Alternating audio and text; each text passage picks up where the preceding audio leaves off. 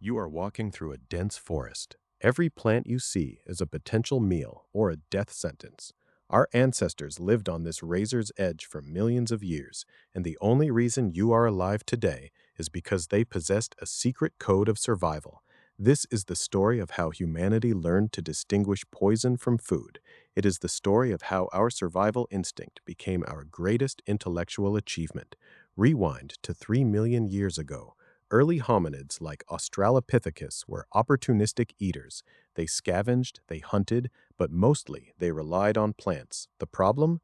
Nature is toxic. Most plants defend themselves against being eaten. They lace their leaves with alkaloids, glycosides, and oxalates. Eat the wrong berry and your nervous system shuts down. Eat the wrong root and your kidneys fail within hours. How did we learn? It wasn't by magic, it was through a brutal process of trial and error encoded in our biology. Consider the human tongue.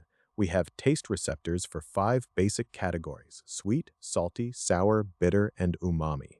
Sweetness signaled energy-rich carbohydrates. Salty helped us maintain electrolyte balance. Bitter, however, was the alarm bell. In the natural world, bitterness is the primary indicator of toxicity. Most lethal poisons are alkaloids, and alkaloids taste intensely bitter. Evolution hardwired us to recoil from that flavor. If a child spits out a piece of broccoli, they aren't being difficult. They are obeying a 3 million-year-old survival protocol. But avoidance wasn't enough. We needed to be able to eat the plants that were bitter but nutritious. This led to the discovery of processing. Take the manioc root, a staple for 500 million people today. Raw manioc contains cyanogenic glycosides. If you chew it, you ingest cyanide. It is lethal. But our ancestors discovered a hack. If you grate the root, wash it thoroughly with water, and then roast it, the heat and moisture break down the toxins. They didn't have microscopes or chemistry degrees. They had generations of observation. They noticed that animals who ate the raw roots died, while those who ate the processed roots survived. This is the foundation of human culture. The transmission of dangerous knowledge. Around 10,000 years ago, the agricultural revolution changed the game. We stopped wandering and started planting. This brought a new challenge. We were now cultivating domestic crops, but we were also inviting weeds and parasitic fungi into our food supply. The most infamous of these was ergot. It is a fungus that grows on rye. If you consume grain infected with ergot, you develop ergotism. It causes gangrene, hallucinations, and convulsions. It essentially makes you go mad. Many historians believe the infamous Salem witch trials of 1692 were caused by a local outbreak of ergotism.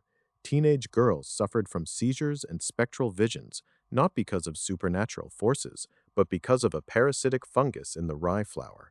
We learned to fight back through sorting and cleaning.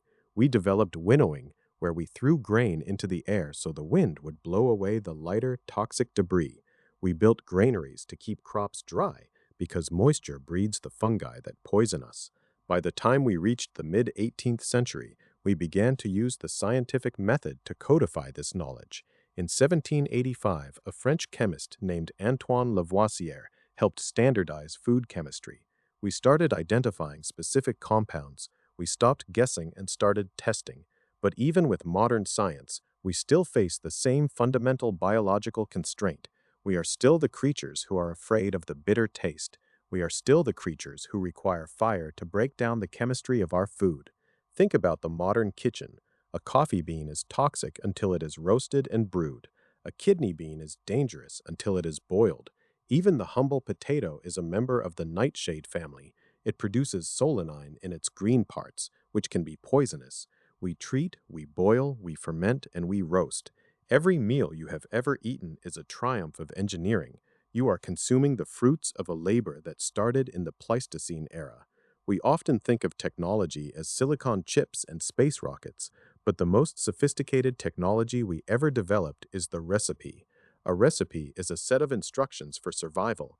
It is a protective barrier between the human body and a hostile natural world. Today, we live in a world of abundance. We walk into supermarkets and assume everything on the shelf is safe. We have government agencies like the FDA and the EFSA to monitor our supply, but our reliance on this infrastructure has made us lazy. We have forgotten that for 99% of our history, The line between dinner and death was razor thin. We are the descendants of the observers, the tinkerers, and the ones who paid attention to what happened after the last meal. We are the survivors of a long, cold war with the chemistry of the planet. So, next time you sit down to eat, look at your plate. Don't just see calories or nutrients. See the millions of years of human intelligence that went into making that meal safe for you to consume. We conquered the poison of the earth not by changing nature, but by learning how to live in spite of it. The question remains, as our world changes and our food sources evolve, have we lost the ability to notice the danger? Or are we still that same creature, testing the world one bite at a time, hoping the bitterness isn't a warning?